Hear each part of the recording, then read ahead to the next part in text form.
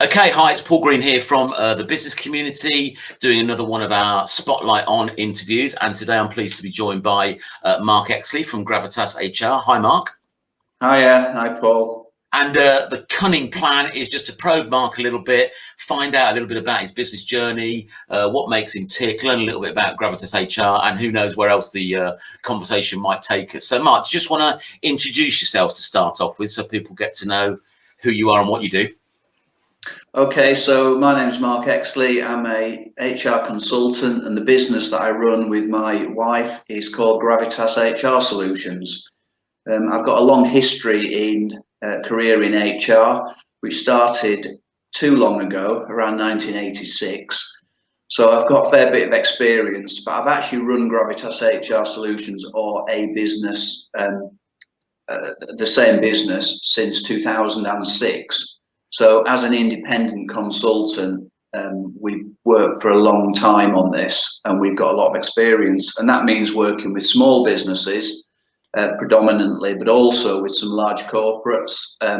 Large corporates may have fully fledged HR departments, but when they need an independent view, we're ideally placed to offer that. And what got you to had to decide to become self-employed? What motivated me to do it? No, what was the path that got you to 2006 that had you decide to go self-employed? What led to that choice?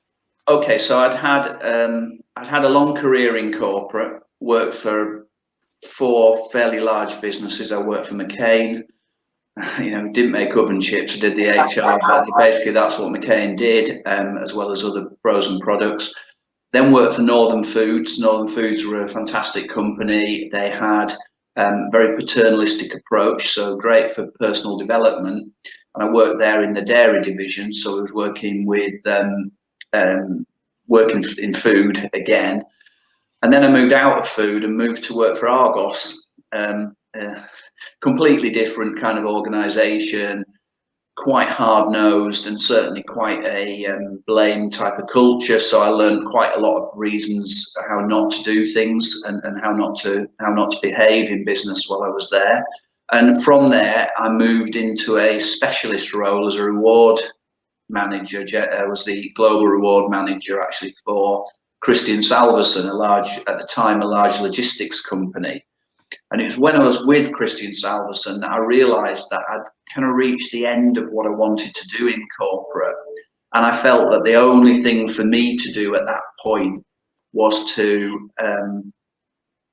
try and set my own business up and contract in the services for the things I felt I was best at. And what that was basically reward management. So reward management means bonus plans, commission plans, company cars, the way that we actually reward people other than simply salary, albeit also includes salary systems and the whole process that goes behind that. Mm-hmm. So you started on your own, and was Dawn running her own business alongside you? At what point did you decide to join forces? Dawn was working for a very big corporate, working in the banking industry. So she stayed with that. It was never on the agenda. And then she sort of went through a similar journey of starting to get sick of the politics within a big corporate and realised that perhaps there was an opportunity for us to join forces and take that giant step of working as a husband and wife team. That must be fun. No, of course it has its challenges, but because we know each other well, there's no real surprises there. It's not like having, the joke used to be the worst ship that ever sailed was a partnership. The difference is that when you know someone really well, and obviously you've got a different kind of relationship with them, that you can work together. And it's sparky at times, which it would be, but we tend to work with our own clients and we converge with some of the larger clients, but in general we've got our own work streams, so it works well. Yeah. So it's been an interesting time, I guess, over the last year. At the time of recording, we're just coming out of sort of like a third lockdown. There's been furlough schemes put in place for employees. There's been redundancies that have been happening. And I know from previous conversations we have, you've done some of that kind of work. And I know redundancies aren't the sexiest part of HR, if that's the right term. So how are things been for you? And are you seeing things emerging the other side now? Do you think that redundancies are going to get worse, or do you think opportunities will be created where there'll be things for people in the employment world that they can be attracted towards? I mean, what are your thoughts on the market in general, of how it has been since the last year? Okay, so when we had the first lockdown, and it was all really bizarre for everybody, you'd never had anything like it in our lives. Certainly in my lifetime, there's not been anything like it. We got heavily involved in helping people get staff on furlough, and inevitably businesses have had to change and adapt. And one of the unfortunate consequences of that is that you end up with surplus individuals, and businesses cannot afford to carry people just because out of sentiment. And I think what's happened over the last 12 months are that they've made some hard decisions. Many have made hard decisions. The ones who have been stalling and not making those hard decisions are the ones who are going to find themselves in really deep trouble once we do come out, and once the economy starts to pick up properly again. What we found was when the original furlough scheme was introduced, it allowed some people to hold on to staff who otherwise they may have got rid of. And I think what's happened then, when the furlough scheme was due to end, people acted quite quickly and had planned to maybe shed some roles. And then it all got changed at the last minute, but it was too late for some people. There were people who we know have been made redundant because the businesses knew that no matter what happened, those people would not be required. So there was an initial hit towards the end of 2020.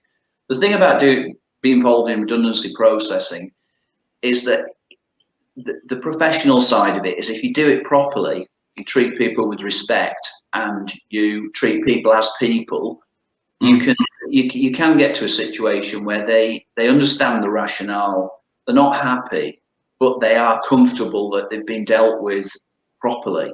And I think that's our role. It's very easy for people to see it as a really hard thing to do and very emotionally difficult. So they keep putting it off. That's actually almost worse than actually kissing the frog or whatever you would call it. There are times when you've just got to make those hard yards count, or you just give yourself a lot more grief further down the line. And it's not fair on the individuals either. So we play a pivotal role in ensuring that those individuals are treated with dignity and fairly and equitably. And that's what we see. There's a deal of job satisfaction to be had from doing a good job, and that's the same when it comes to redundancies. The furlough was interesting. A lot of companies tripped up a little bit over furlough at first, and there's definitely been a degree of furlough fraud going on. We've not noticed it in our client base, but we certainly know of other people who have clearly shown that people have just taken a blanket approach, just furloughed and carried on working. So that it will be interesting to see how that pans out when the HMRC get into task forces and start to actually target some of those. They're definitely going to target some bigger, higher profile companies that they know have been up to no good, and that will send a strong message out, and then it will cascade down to smaller businesses. Yeah, I think I saw a news article the other day where someone had been fined for basically, ripping HMRC off by claiming furlough while still having their employees work and what have you. So I think these companies will get rumbled at the end of the day. The Bank of England, I think, said the economy is going to grow by just over 7% next year. So presumably that will create a job market. What are your thoughts on the economy going forward?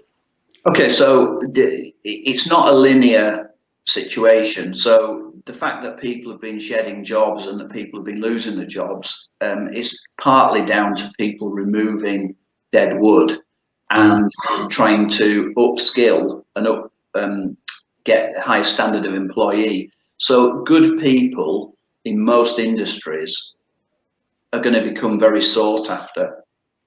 So you've got an example within hospitality. So hospitality at the moment is obviously been in a dire position. But what's happened is a lot of people who worked in hospitality have ended up effectively losing their jobs and going off and doing something different. So there's now a shortage of good quality people to work in hospitality, and that's everything from chefs to front of house people to basic bar staff, whoever it may be. A lot of the good people have gone and found employment elsewhere. So there's always going to be a need for employees and new recruits in most industries. I firmly believe that we're already in quite a good position in many companies I'm talking to, and certainly amongst our client base, are really busy, and they're planning forward now, but with perhaps a more realistic base understanding of where they sit as a business. Okay. So on the ask people what their why is, what motivates them, what gets you out of bed each morning to fight the good fight. So what would you say is your motivation, your why, Mark?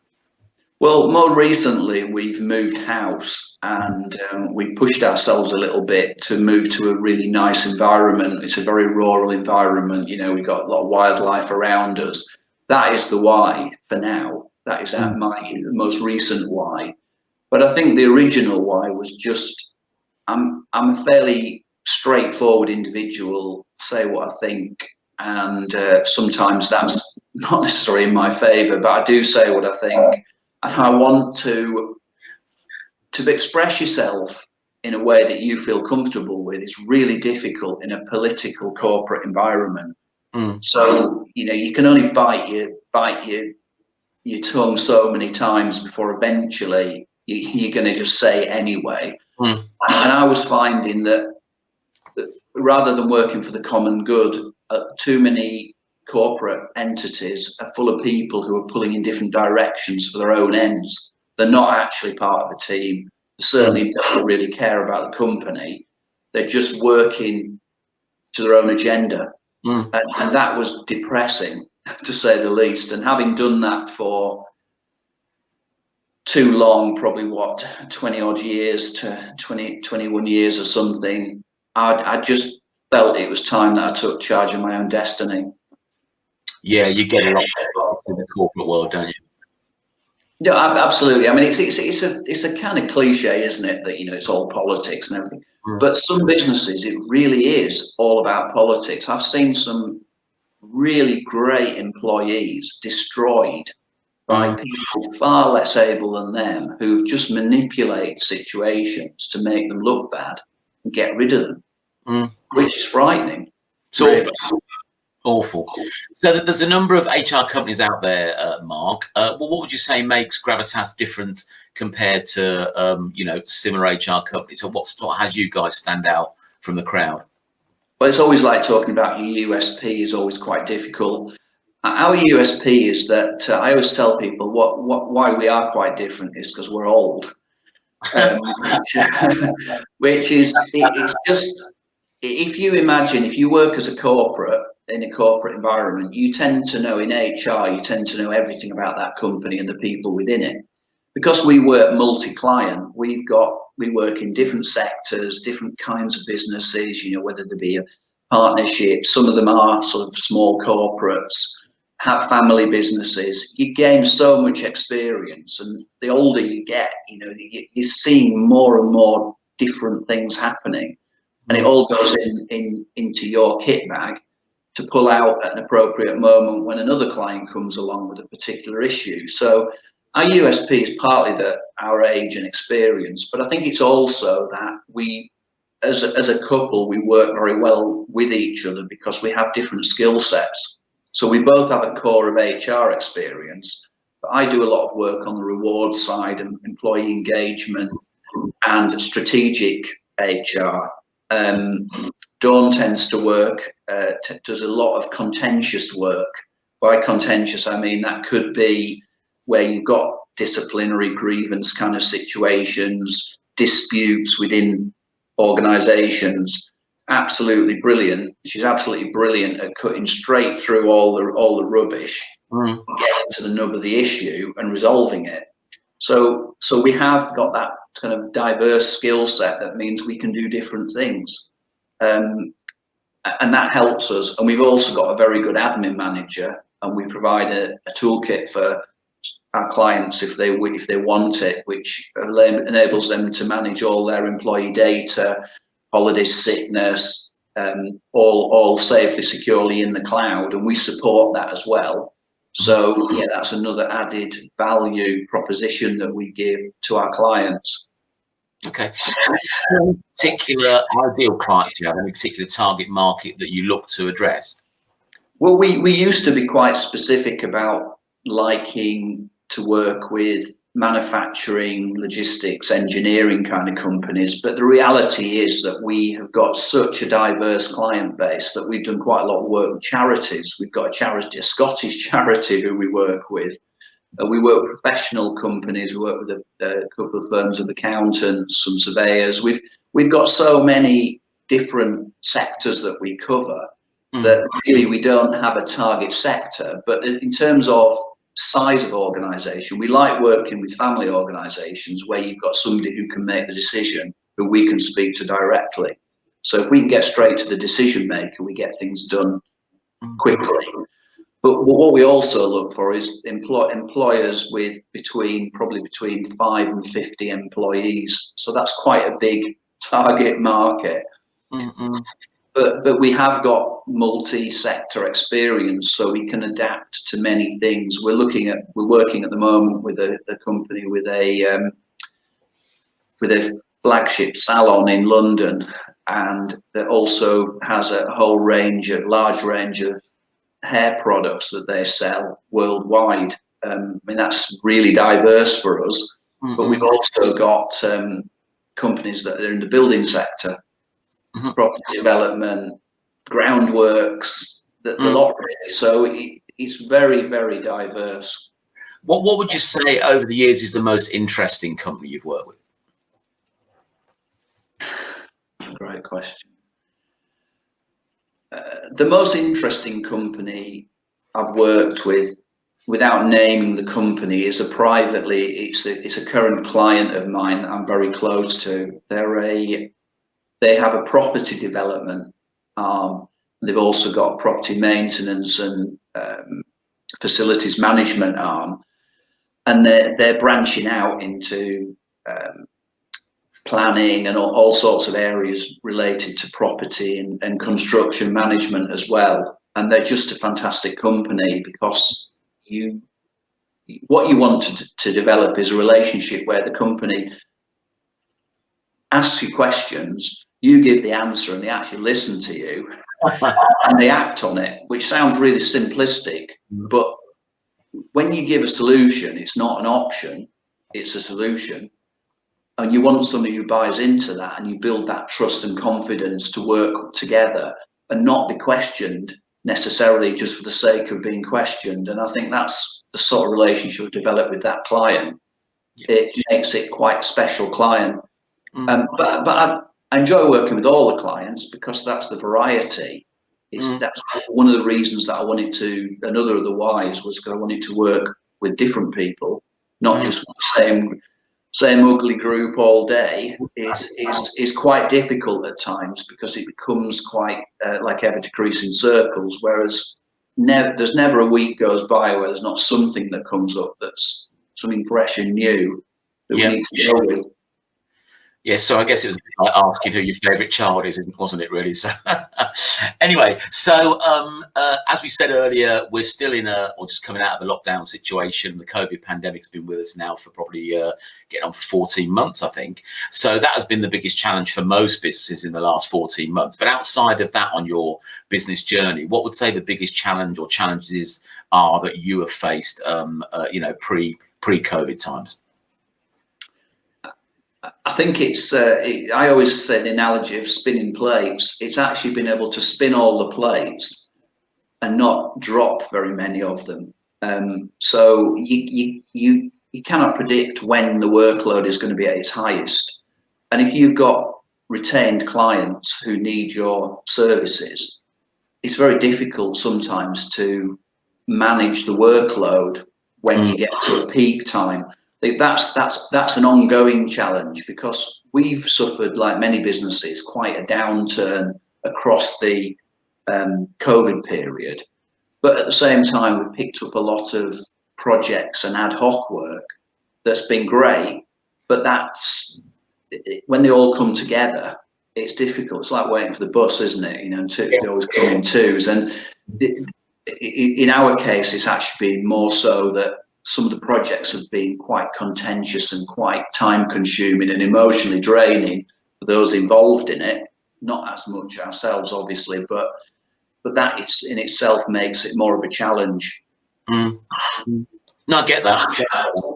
So you kindly said you'd do a little bit of a solo slot for us, and you touched on it earlier. One of your expertise is employee benefits and reward and bonus schemes. So I'm going to put you in solo mode. If you just want to share some of your knowledge in that domain, the floor is yours, Mark.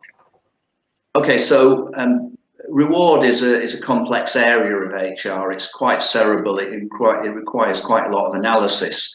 What I find is that businesses tend to decide on the reward package that they think sounds a good idea.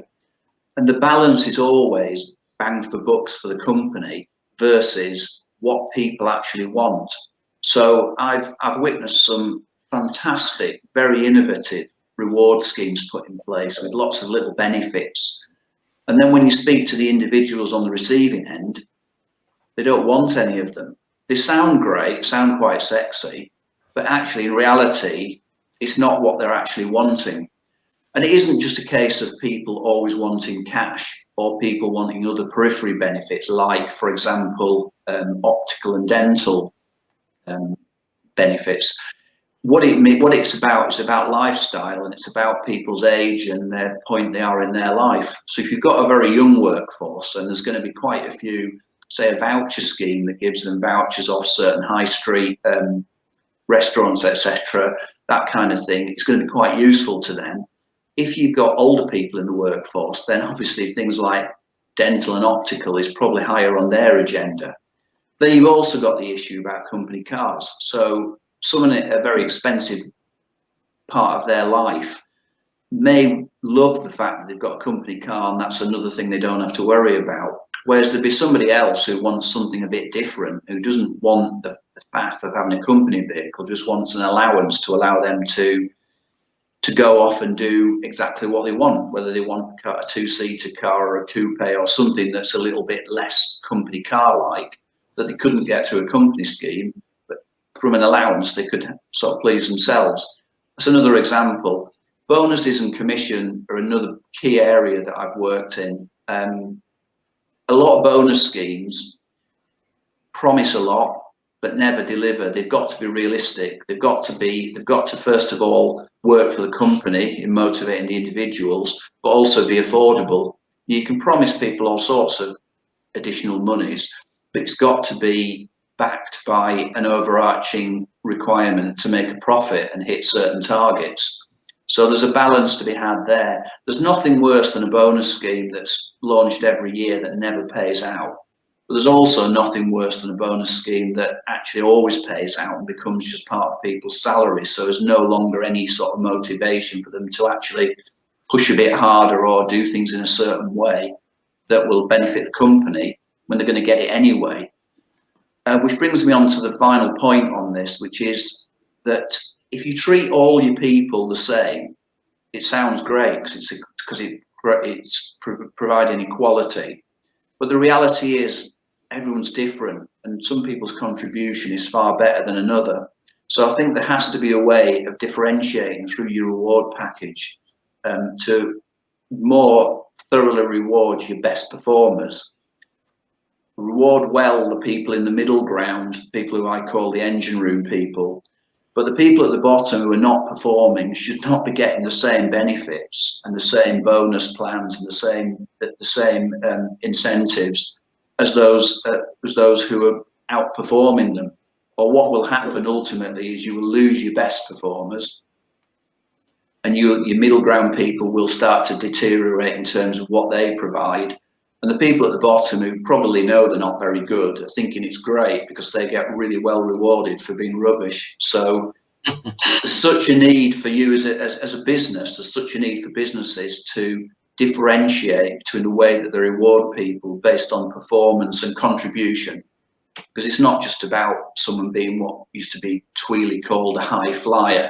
It's about what people actually produce. Sometimes it's the person who's very quiet and just industriously gets on with the work, who is almost like, say, the engine room, the workhorses. They're the mainstay of the business, who are like to be around for some time. And I think they need to be rewarded as well. And it's about recognition. It's about people understanding that they are valued. You know, I've seen it before where an individual has been a really valued member of a team and eventually just gets up and leaves, goes to another job, and no one's ever told them that they're a valued member of the team. So a bit of a thank you and, you know, a proper feedback for that individual about how important they are to the business can go a long way to making them, one, a very loyal and engaged employee, but two, somebody who's going to stick around for years to come and continue to be a high performer. Okay, lovely. Some great points. I remember I was in the electronics industry. I was part of a bonus scheme, and you know, it was initially based on my performance, but then the team I was in had to perform, then the company had to perform. So there's so many tiers you had no control over that it wasn't really a motivation at all. Because, you know, I could have been the top performer in my team, but if the team didn't perform, I didn't get a bonus. So yeah, and also I think there was I think it was a solicitor's firm in Leicestershire just sort of surveyed their staff and asked them, you know, what type of things would motivate them, or what would they see as rewards. And I don't think more cash entered into it. It was things like flexi hours, extra time off when they needed it, perks like, you know, a reward for a spa day or something like that. It was all those types of things. And also I think the point you made about, you know, it's not just about throwing rewards or bonuses at people. Sometimes just saying thank you, or just acknowledging that person, you know, that I think is important for a lot of staff, isn't it? Because I know certainly some of the companies I've worked for, you know, you were just treated as a piece of meat that rocked up 9 to 5 to do your job, and you know there was very little interest shown in you. You know, you were just expected to deliver, and you know, without any praise, acknowledgement, or a pat on the back. You know, all humans, we need that every now and again, don't we?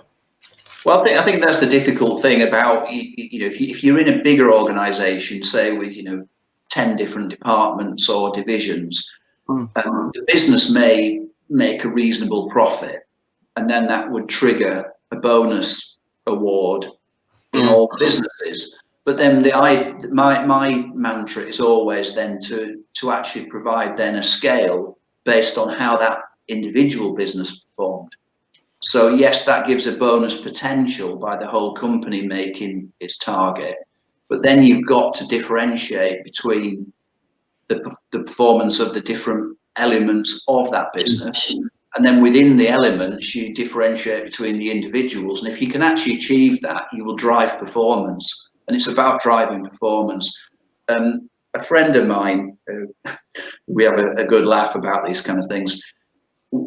The term we use is about it's like the armchair general. So the armchair general is that kind of individual who tells everybody what to do, but doesn't really lead by example or do any of those things themselves. And it's like, hence the reason they just sit in the chair all the time.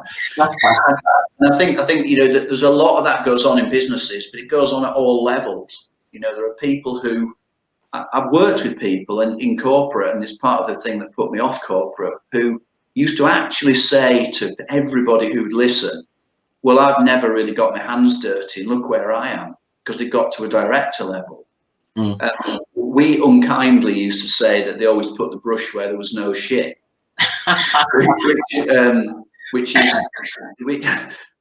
is actually true. But ultimately, those people have a gigantic fall from grace, because when it really matters and they need to bring in the experience they should have gained to affect a solution, they can't do it, and so they fail.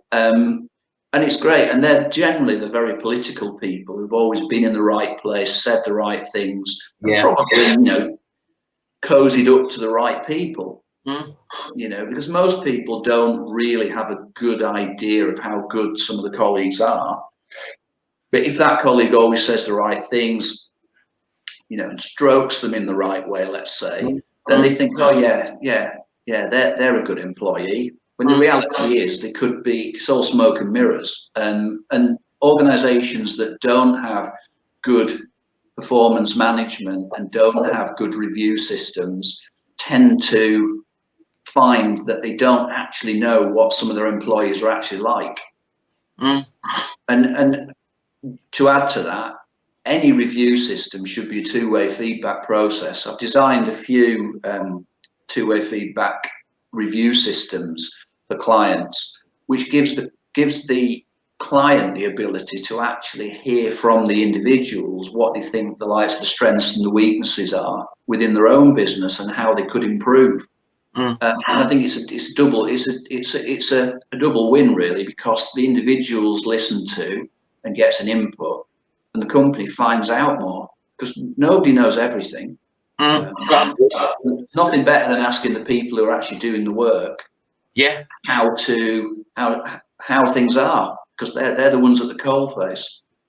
And also, I think, you know, that helps them be more engaged, doesn't it? I remember years back when I used to, for my sins, manage a warehouse, and you know, the guys in the warehouse got treated pretty shittily by the sales team, you know, always being shouted at for not delivering something or delivering the wrong thing. You know what it's like. And you know, I took over and they're pretty demotivated.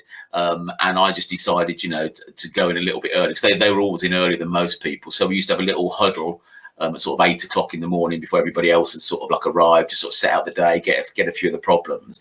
And in the end, we actually engaged them when we were looking at putting sort of processes in as a small business. You know, we got those guys to write them, you know, because they knew exactly what was going on in the warehouse, rather than me sitting at my desk thinking, oh, the system's meant to. And out of that, you know, we found replication, we found where systems weren't working and stuff like that. And just those guys being engaged in that, you know, had them feel a lot more positive about themselves, because before that, you know, they definitely felt at the bottom of the pile.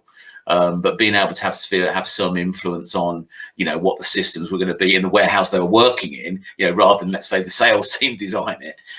You know, it's surprising what difference it makes. They were a little bit, some of them were a little bit nervous, you know, if they've got to write it down and type it all up and all the sort of, you know, those sort of problems. We said, no, all we're looking at is just you know, if you want to have a chat about how it works, I'm fine. If you want to use Post-its on a brown piece of paper to, you know, whatever you want to do, you know, we can make it work to, you know, to manualize the thing. So no, I think it's important just to, you know, treat everybody with, as you touched on earlier, with dignity and respect. You know, whatever role they're doing in the place, you know, they're still making their contribution. There shouldn't be this hierarchy. You know, another example at the same company, you know, people just never used to talk to the cleaners.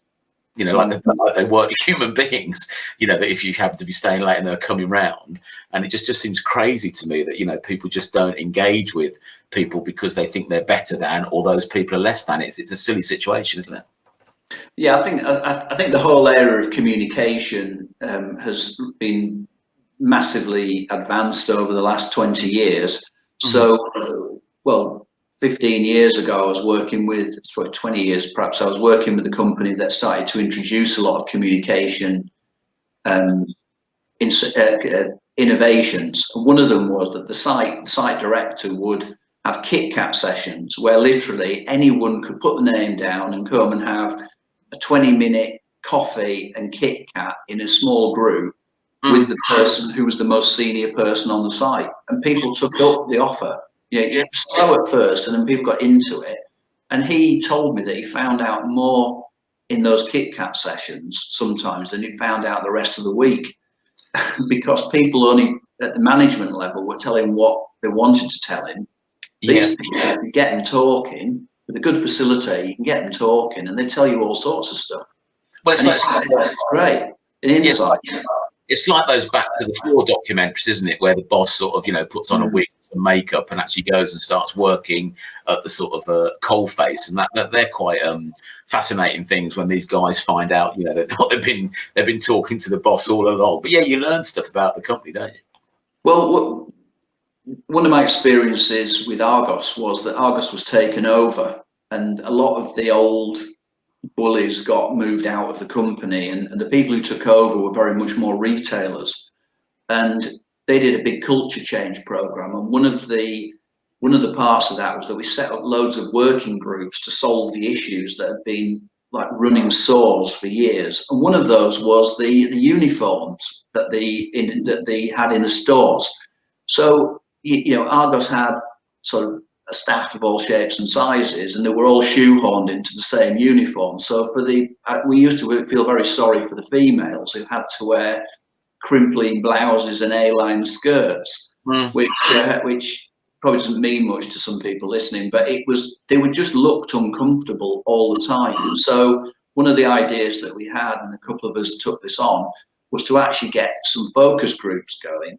So basically just randomly drag some people, experienced store staff in, and we devised a new uniform, and basically it was comfortable.